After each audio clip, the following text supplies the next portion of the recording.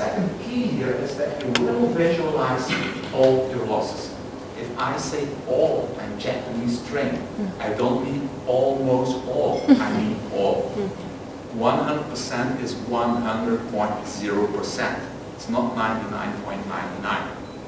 So we are going to visualize all our losses. Oh, I'm sorry, it's S1.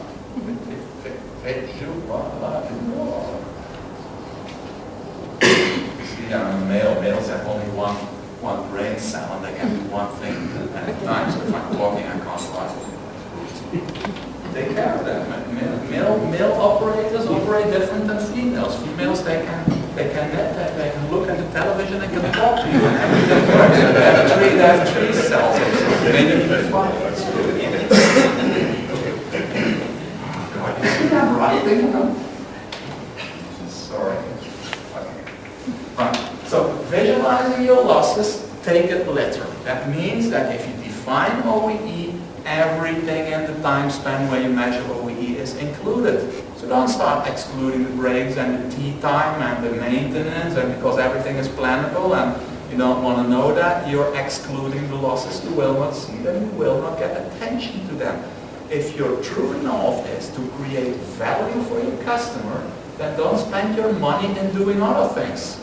And if you want to spend your money in doing other things, then at least be aware that you're doing it. Between 6 and 8% and every machine is being lost due to breaks. Fine, the operator needs breaks. Sure, it's even an obligation. But the machine is not obliged to have a break. Why is the machine not why don't you keep it running? Yeah, 10,000 reasons for that. So write it down, you've got an action list. Right now you just gain 6 to 8% without doing anything. Right? It's just for free.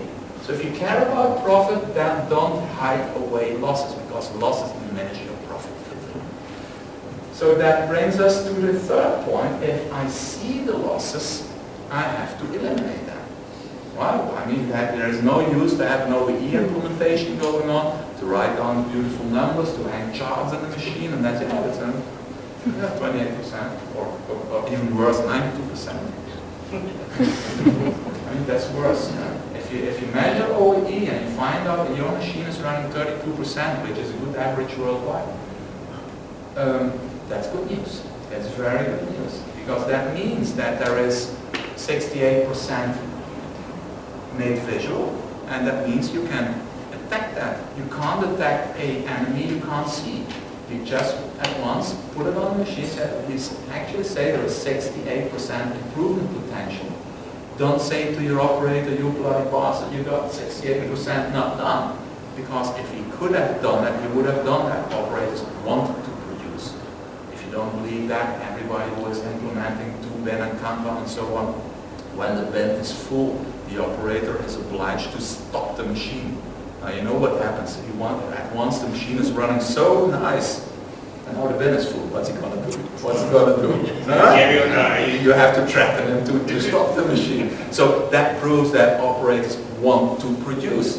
A good day for an operator is a day when he just kept on going with his machine. Everything worked, the logistics worked, he had the right partner with him, the temperature was okay, the raw material was okay. His machine goes like a rocket, and he comes home and says, "Wife, I love you," you know. and that's when you have a high OEE.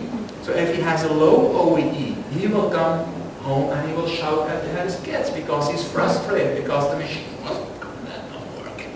You know, yeah, you're laughing, but you recognize it. I mean, this is my real life.